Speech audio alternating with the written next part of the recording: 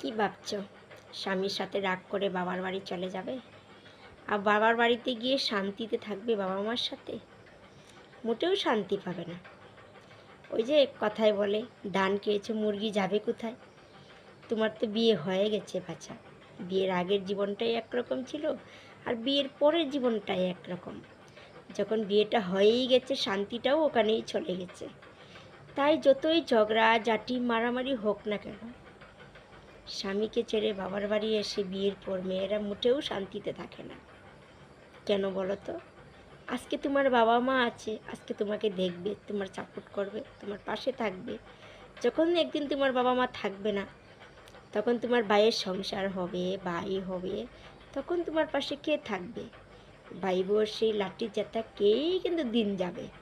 তার চাইতে ভালো তোমার নিজের সংসারেই থাকো, স্বামীর ঝগড়াকে, স্বামীর মারকে সে